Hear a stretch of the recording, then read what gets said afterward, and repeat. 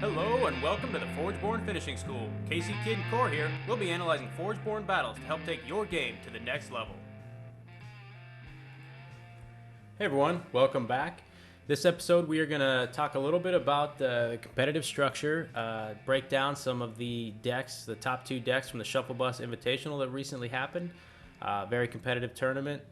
And then talk about the Kickstarter a little bit, see how that went in, quick check-in that just finished up.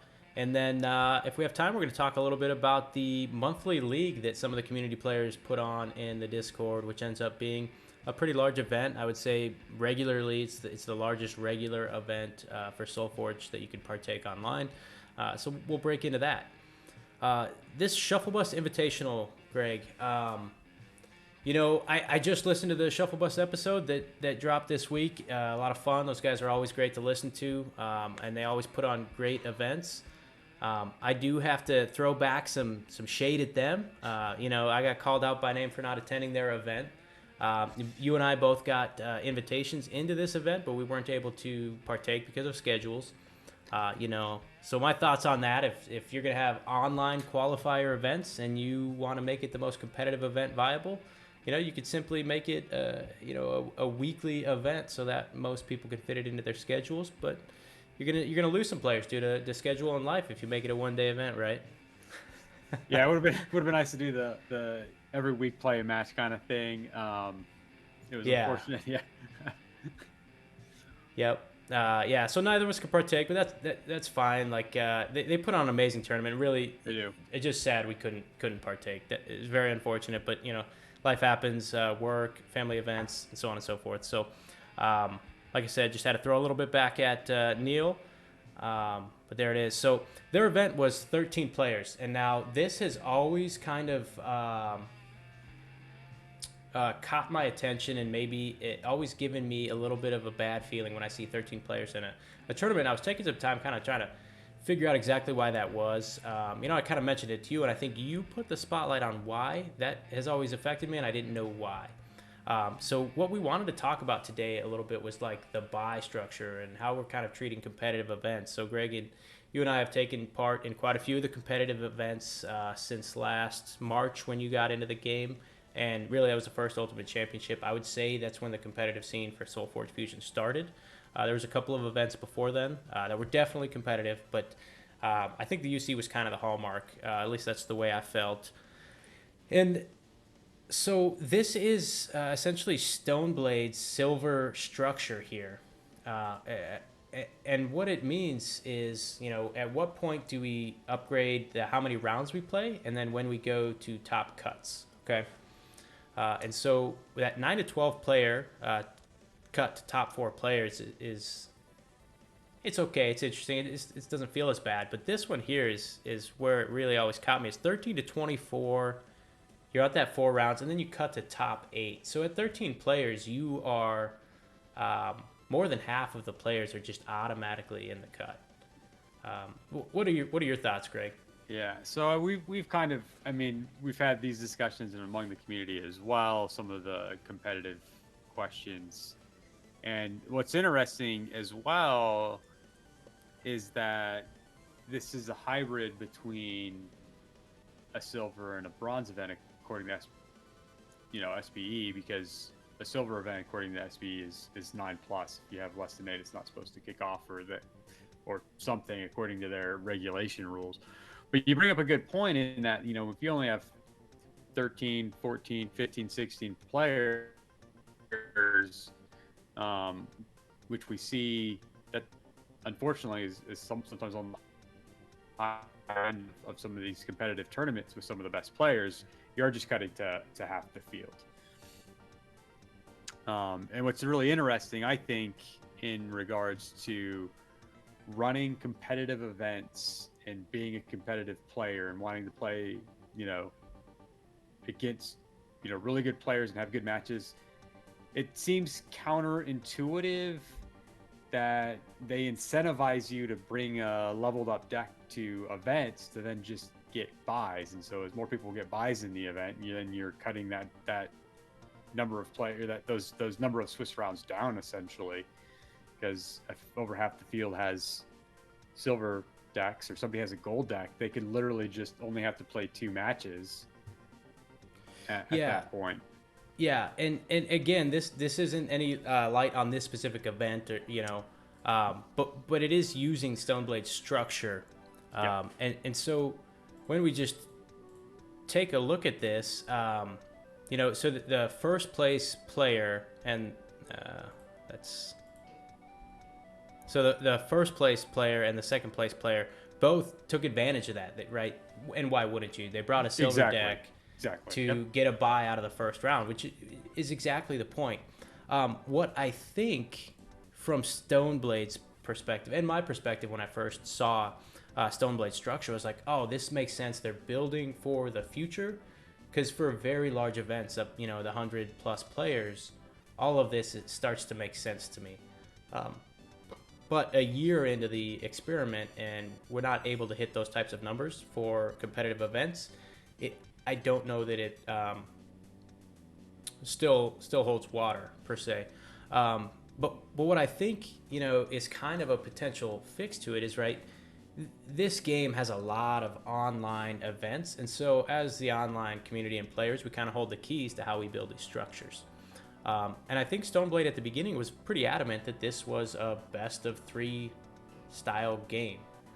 We found out very quickly in person that's not feasible, especially with new players. There's a lot of moving bits, there's a lot of upgrading cards, moving health trackers, stats, all of those things, and it just made it impossible to really get 3 rounds in every single round of the tournament. But online, I think we have more leeway to do that, and I'm of the opinion, I would propose as an online community to get the most competitive event possible, you remove the cut and simply make it a best of 3 event all the way from start to finish.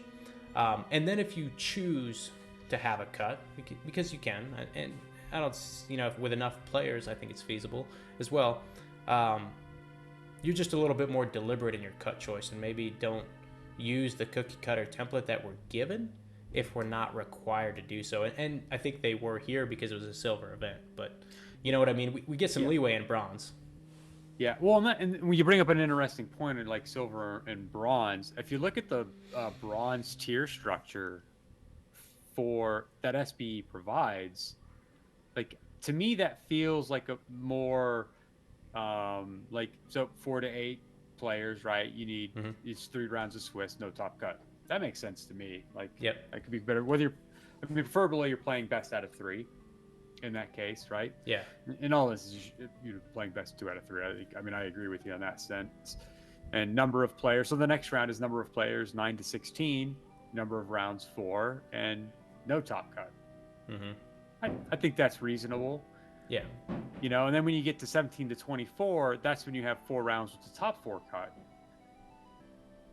So, I think at that point when you're starting into the players, it almost feels like the bronze structure is the better structured to me. And then even when you get to those larger events, like maybe you can't afford the time to do best 2 out of 3 with this game. But again, when you're online, that's much more easily mitigated. But even in person, I would be advocating every time to do best 2 out of 3 on any top cut, regardless of how many players. So even if you decide to do 9 to 16, you do a top 4 cut and you're in person. Absolutely. Yeah. I mean, we've sat at the table against each other, right across from each other, and said, this should be best 2 out of 3. And it probably, it doesn't, it's just the structure of the game, because at this competitive level, and I would say this one less so than other games, but this one's going to get there, where you're talking about the competitive edge being literally a 55, 45 split or whatever that they're, math's hard. You figure that out. It's very close to 50-50. You're talking about 10% differences and variations, especially with the skills at the highest level.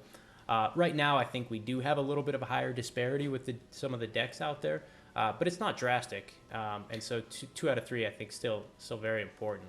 And just the nature of the game, if you think about it, right? Like some of these turns, we've played can be very swingy turns. And that a lot of times just comes down because of the mathematics of the game, I'm going to say, right? Like the probability of cards is different in this than it is in other games.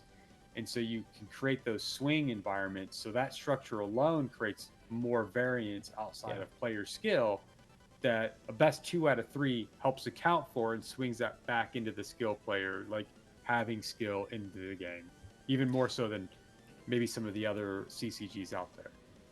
Right. Yeah. And so it's just kind of a perspective we wanted to put out there, and really gauge the community's thoughts.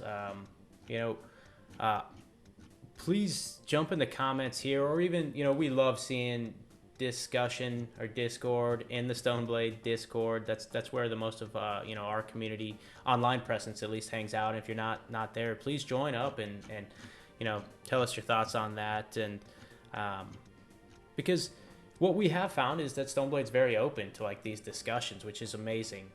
They have a very good structure, a very good presence. They hear everything we talk about in those Discords, and then they take a look at it, and then they have some information that we don't always have, and they make some decisions, and they're pretty open with the communication back to us as well. But what we really just want to see is a discussion on this piece, what you think about it. But the biggest thing, I guess, my stance is, if we're playing online and we have the time, let's kind of try out that best of 3 that we kind of always thought was what Solforge was going to be, and it seemed like that's where Stoneblade was kind of leaning to. And then physical gameplay kind of limited that. With less and less physical games happening and more TTS and soon to be app, I think we should re-explore best of 3 as the preferred format. And then you mentioned it, Greg, and I do want to cut back there. We are spending a lot of time on this topic, but the buy structure, I said that it seemed really great that it was put in place for a large amount of players, but we're just not there. And I didn't really think about it until you said it, but I couldn't agree more. I really, really think we should disincentivize the buys placed to decks, which helps you to avoid competition in a small player-based tournament. Yeah, if if you get in hundreds player plus, yeah, I could see that incentive and still allowing some balance. But for what we're mostly seeing, I don't know. I guess I'm just personally not a fan of it. Yeah, no, I anytime that you have essentially, the chance to jump out of 25% of the competition or more, that's absolutely huge. So let's look at, we're going to stay on the topic just for a minute, and then just to kind of show the disparity and what that kind of looks like. And so we're going to jump over here to, this is the Shuffle Bus Invitational, 13 players. And what we had is the top 2 players went 2-2, Greg, in Swiss. And now we know that one of those wins was a bye. And again, disclaimer, nothing against these players. These are both amazing players, top tier players in the Solforge community. And obviously then they made it into the cut, and then they took the run. That kind of shows you that even still at this top level, what we're saying is that the best of 1 is pretty influential, because they played against some tough players in the Swiss cut and lost 2 of those rounds. And I don't know, we'd have to really look if they played the same players, but it wouldn't surprise me. And then maybe they beat those players, or the cards fell their way, or the swing turns fell their way. And so that best of 1, I think, is a huge swing factor in kind of the game we're playing right now. And I think, best 2 out of 3 would really kind of mitigate that. Mm-hmm. But I mean, look at the, if you've been following us, or you've been following Shuffle Bus, any of the other content creators that really talk about some of the competitive level events, you'll recognize all the names on this list, right? 6th place, world champion, right there. It's a tough tournament. So yeah, that kind of tells you this is serious level competition. So every single person in this tournament has been chopping their teeth against each other, and some of the best players in the game, the best players in the game. And so let's just, as we like to do on this channel, let's just break down the top 2 decks, just to show what's kind of out there, what's doing good. The first one, I love to see this. So this is the echo-free zone, Greg. And so for any of our listeners, we're really not going to break this deck down. We broke this deck down in depth on our Dizian faction pairing breakdown video. So at the end of this video, that'll be the recommended video. You can just click on it, or it'll automatically take you there, and then you can watch the full breakdown of this deck specifically. Basically, this deck likes to fling all the free cards, all the free spells, get a couple of big creatures, and just kind of outvalue you. So we break that down, and you'll get to see that video. One that I wanted you to go ahead and cut down for us, Greg, is the Joel's double Taliesin deck. So I've played against him a good few times with this deck. So as always, I want to hear your breakdown, and then I'm going to try to sharpshoot you and see what you missed. Yeah. So we have Korok and Oros. I'm not sure what the Forgeborns here are now. So Darkforge Rain, Spell Sword, Shapeshift, and Korok. What's he got on Korok? Last Wave, Lightning Speed. And I will tell you, he's an aggressive player. Korok is his choice. Yeah, I was looking it over. I assumed probably Korok, but yep. So here, yeah, it's just there to cause problems. Nothing like super, like I'm gonna be super afraid of or super game planning around, but I'm still gonna game plan around it. I mean, Blast Wave can be an issue. That early taking out creatures. You always have to be careful of the lightning speed and lightning speed there with the damage and aggressive, and then demolish is just can remove a problem. So, but nothing I'm gonna be like super game planning around. It's not like it's Cersei or Oros or Nova in some cases, but then looking over again, instantly you have the double Taliesin, so a lot of free spells. The card that stood out big for me looking at this is the Magnivorous Reveler. I mean, that's just an awesome pairing. I really love the Magnivorous trait, and going on a Reveler with double Taliesin. That card's just so cool. Yeah. Decent spell list. Spike. So I don't know how much obviously play Spike Carapace. There are some decks that Spike Carapace just destroys me, and I think it's one of Jurch's that he played.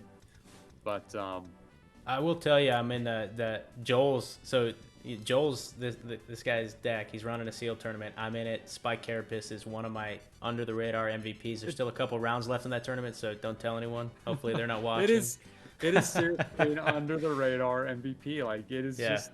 I don't know. I don't know what it is with it. So I'm gonna just call that out because that card always drives me nuts playing against it. I mean, Disintegrate, it's good removal. Maybe not the best, but gets rid of problems when they come in when you have it. Elementalist Ritual can be very good. I mean, we know that's a really good card if he's got enough elementals to take advantage of it. I mean, he's got the Summoning Ice Crusher in there. Wolfstar Jhin, I can't remember if that one's an elemental or not. This is a dino. Yeah, he doesn't really have a bunch. Yeah, but the dino's going to bring in a Spell Sprite, which is an elemental, which then kicks off the thing. So no, that's Spirit, not elemental. Yeah, that's. So I don't know how much he's getting a lot of value out of that or not. Obviously, he's got the two Talismans, the Reveler, the Urante Elementalist, putting out free cards. Thundersoar is huge. I mean, just looking at the red, it's just good cards. The Furious Colossal. First glance may not seem that great, but if you do look at it, and a 7 attack on the first cycle is really good, and so you can get up to 9. Pterodon Mauler. I like the Pterodon Mauler. It's a good card. I love that card. Petrifying Slayer can do some work. Not as big on the combat Patriarch, but there is some dinosaurs in there, so that can make this deck work as well. So maybe he's getting some good value out of there as well. So I think there's just a lot of really good stuff. There's some very good initial cycle drops, so you can play pretty aggressive with some high stats, and then just the amount of plays and free spells that this could generate could cause problems for your opponent. You can just overwhelm them. Yeah. Yep. And I have really two thoughts that I would like to share, especially for newer players out there. that what these Talisons and this Reveler kind of allow you to do is, if you have a deck, and any good deck should have multiple play lines, multiple win conditions, right? And this deck has those multiple play lines, multiple win conditions. And what a Talison, like a double Talison deck, can allow you to pursue both win conditions and both play lines at the exact same time, and not really have to diverge from either until, you know, one of them really sticks. So when you're able to play that many cards, you can go down the mini combination of the Patriarch, the Mauler, the Thundersaur, and the Ice Crusher, that kind of nugget of dinosaurs, with dinosaur synergy being, you know, the Patriarch and the Carapace.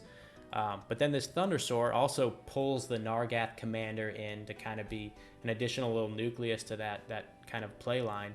Talison allows you to pursue that while doing all the other things you want to do generally. And that's play the Uranti Elementalist, get some free spells, play the Asir Mecha Mage to deal damage off the free spells, get the free spells from the Reveler, you know, kind of follow down that path as well. So you really just get to overwhelm by getting to do most of your things. But then the other, like the paradigm to that is, I think Joel has really became a high-level competitive player by really ensuring he plays under a set of limitations that other players don't always do. And you know, he purposefully doesn't play purple. That cuts an entire huge part of the competitive playbook out of his circle and forces him into playing things that other people wouldn't normally necessarily play. And he loves playing outside the box. And Talison is a very skill-intensive card. Knowing when to activate, knowing when not to activate. I think Joel has really kind of set himself as one of the, I would say, premier off-meta players. Yeah, I think you nailed it there. Like, in order to pilot a Reveler and double Talison deck, or even a double Reveler and a Talison deck, like, you have to know when to trigger it and when not to, because that could be the difference between winning the game or not, and it could happen in multiple stages of the game, not just in one critical moment. So playing around those cards and having that skill, that's huge. And so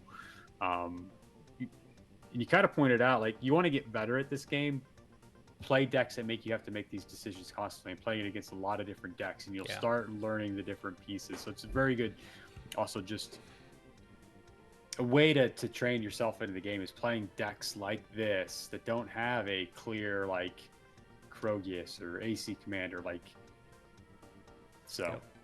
Yeah. The last thing I did want to say on this is that I think you gave it the exact respect it deserves. This Korok does a lot of good things, and it's not super scary. And that's important. But I do think Blast Wave is, at Cycle 2. At Cycle 3, it's bad. At Cycle 2, it is under the radar one of the better Cycle 2 Forgeborn abilities, because Korok generally is in an aggressive style deck that wants to close the game out. And this allows you from Cycle 2 to just clear some of the board out and keep pushing damage. And I know Joel uses that really, really well. Yeah, that's a good point. Okay, so we've talked a little bit about the competitive. We broke down a fun deck here. Let's jump straight into the Kickstarter for a minute, Greg. We're changing topics a whole 180 degrees. And if we got time this episode, we'll jump back into a couple other things here. But basically, the Kickstarter just finished. So this is the digital, the last winner. We just finished up. This is the sum total of $82,783. And what I think is impressive is 1,069 backers. That seems pretty good to me. I'm really just curious, what your thoughts overall on the Kickstarter are. We don't have to spend a lot of time on this, but yeah, let's just break down where it went. Yeah, I like you pointed out the 1,000 backers. I think that, I mean, from what we've seen just within the community and tournaments, we would always think that numbers maybe a little smaller than it is, but seeing 1,000 people on there, that's good. I think that allows, maybe we'll start seeing more come online and play and go to events when they get these products in.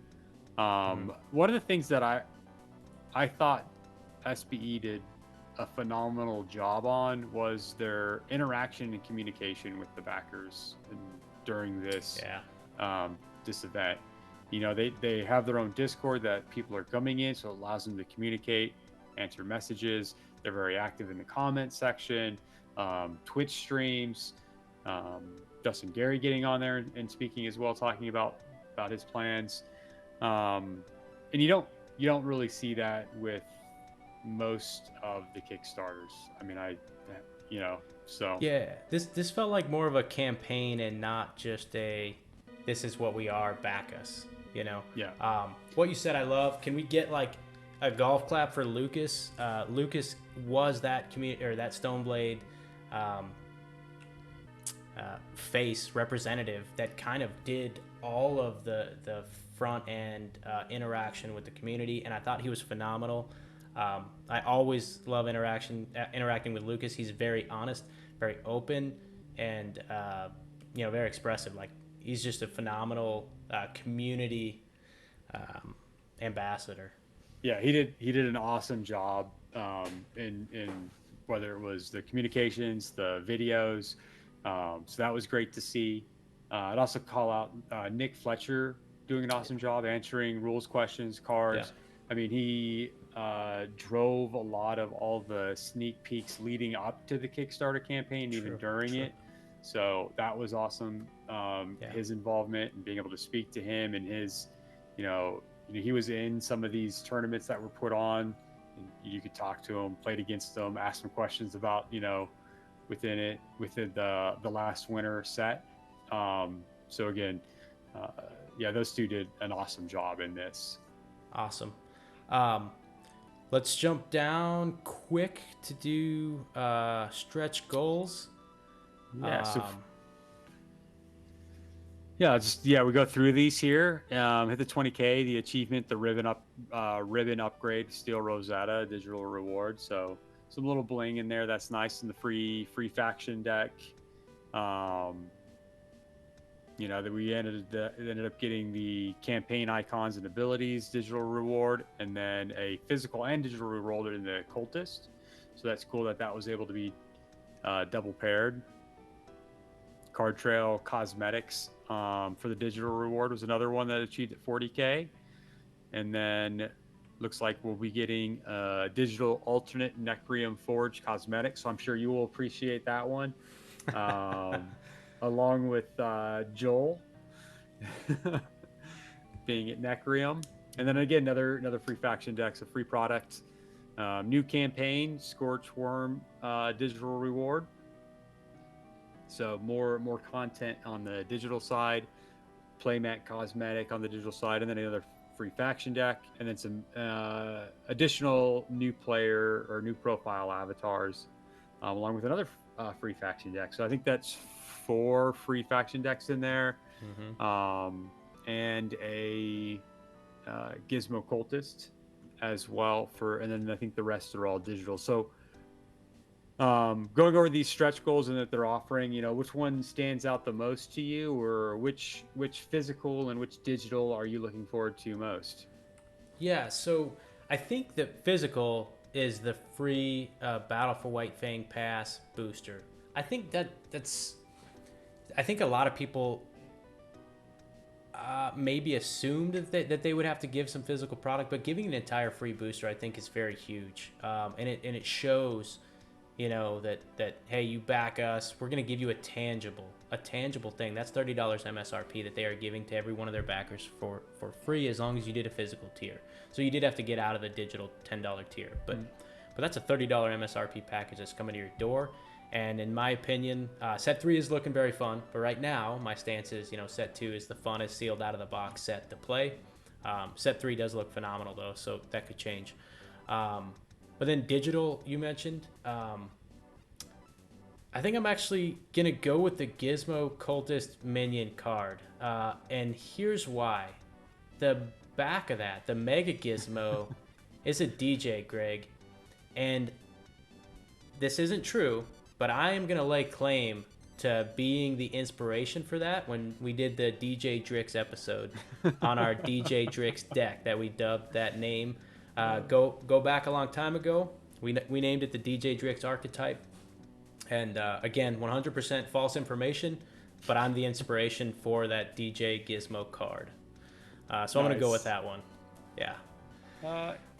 I think I love getting the free product, and I'm gonna say that I appreciate the minion physical card over the deck. Okay. Yeah. And the only reason I say that is because like that is a Kickstarter exclusive, so you know that only people that got that did the Kickstarter. Now you're gonna have that in the digital as well, but again, like I like the physical copy of it, so I like that little touch that it is only there, which then also kind of goes into the digital side as well, having that as the little like just a little extra, and the Necroom Forge, you know, is another little Kickstarter exclusive, but. Yeah. We players like the swag that says, "Hey, we were there from the beginning." But that is pretty cool.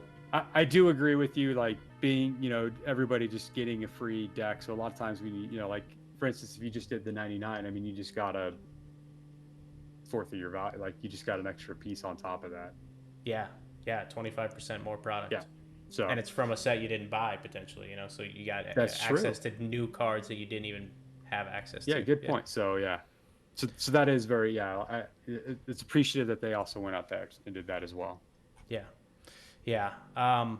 Okay, so hey, Greg, we're at 30 minutes here, and I just want to throw one plug out there for the community members that do the TTS League. So this was the TTS League October, 20 players. I honestly believe that if you just want to keep a pulse on the Solforge community and play one game a week, this is your best mechanism. This is your biggest online event that you're going to see every month. And you get to, you know, every round you just get a week to pair up online with your partner and play a match. Then you submit it, and next week you get a new pairing. You get to meet someone new. You get to play against someone new. Also, what I will say is this event is for every range of player. You are going to see some of the most competitive decks, and you are going to see some of the least competitive decks as far as having fun. So if you play your first match in the October or the November league and someone blows you out of the water, that's okay. You know, maybe you didn't bring what you thought was a super high competitive deck. After that, you're going to get paired against people who are also like-minded, because this is a pretty big event. But that can happen. It's happened to me before, right? I brought a fun deck and I got smoked in the first round. I was like, oh God, what am I doing here? But then all my rounds after that were fun. And so, you know, this one, I did bring a pretty competitive deck. I wanted to test it out, get it some chops. And Gorman was bringing his deck that he was bringing to an Ultimate Championship, right? So you get to see that level of competition, all the way down to, you know, anybody, you know, in a given week. I think one week I played my dinosaur deck, which is fun. It's a lot of fun. It's never going to hang tier with Ultimate Championship decks, you know, or even the one I played here in the October. So that's just my little plug. You can find it on the Stoneblade Discord in the online events channel. It's a lot of fun. Like I said, it's the best event, best way to just kind of keep your pulse on Solforge and meet new people, play new games. So I wanted to throw that plug out there. Greg, I think we've yet to get you in a league, so now I'm putting you out on blast online here. We'll pull you into one of these. I used to jump in these leagues or similar ones. Okay. But yeah, I'll have to jump in one here again. Yeah, what I generally I join it for like 2 months, and then I take a break and I take 2 months off, and then I come back 2 months, you know. But yeah, it's always a good time. So I just wanted to throw that out there, and then big shout out and thanks to Gorman. He's running it right now, and I know ML Vanby used to run it or run similar ones. So those two community players are really kind of just keeping a steady event going on online for the rest of us to partake in, which is awesome. Yeah, and then I think on Wednesdays, is it Wednesdays, I believe now, they changed it. Fifth Cycle's also putting on a weekly event, and that one is you're going to play just on that day. So if that's more your style, check out the Fifth Cycle as well. Good call. And I just learned this. I asked them in their Discord. Like every other event of theirs, they're doing a fun format, which is awesome. One of these times I'm going to partake, but it's a little late in the day for me. And then every other day is a competitive tournament. So know which one you're going to jump into, but that's kind of nice too, because you know what you're getting into each time.